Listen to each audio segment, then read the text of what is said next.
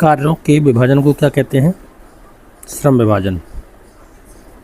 निम्नलिखित में से कौन सी आर्थिक प्रवृत्तियाँ उपभोक्तावाद की ओर रुझान पैदा करती हैं? वो करता है बाजार।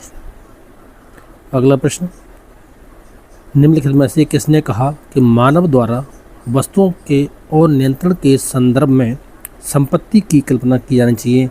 तो ये कहा था L.T. हाबहाउस। R.H.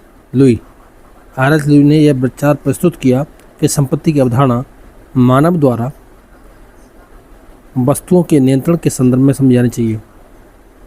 उनका दृष्टिकोण यह दर्शाता है कि संपत्ति केवल भौतिक वस्तुओं का स्वामित्व नहीं, बल्कि यह मानव संबंधों और उनकी व्यवस्थाओं में भी महत्वपूर्ण भूमिका निभाती है। किसने कहा था कि जननांकी जनसंख्या के आकार, भौगोलिक वितरण,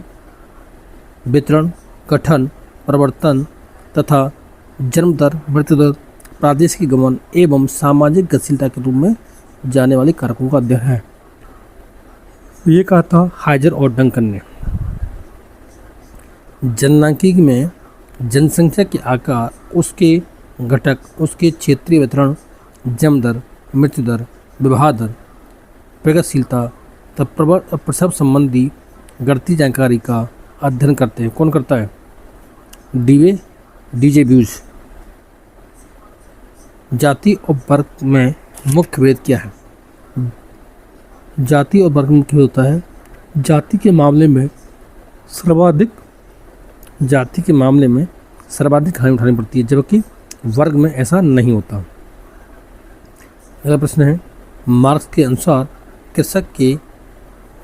कृषक वर्ग में क्रांतिकारी वर्ग नहीं होता। यानी मार्क्स के अनुसार कृषक वर्ग क्रांतिकारी वर्ग नहीं हो सकता, क्योंकि उसका दृष्टिकोण पारंपरिक है। संस्थाएं होती हैं अमूर्त, व्यापक, सामाजिक और सभी। संस्था क्या होती हैं? अमूर्त होती हैं, व्यापक होती हैं, सामाजिक होती हैं, यानी उपरोक्त सभी हो जाएगा। निम्न में से शिक्षा के संबंध में कौन सा कथन अनुचित होगा? निम्न में से शिक्षा के संबंध में कौन सा कथन अनुचित होगा?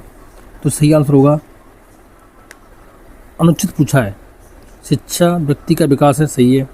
शिक्षा अध्ययन का ही दूसरा नाम है, ये गलत है। जैविकीय कार्यों का संबंध किससे है? मनुष्य की आंतरिक प्रवृत्तियों की संतुष्टि से, संतानोत्पत्ति व्यवस्था करने से, असीमित उत्तरदायित्व से, इनमें से किसी नहीं। तो जैविकीय कार्यों से संबंध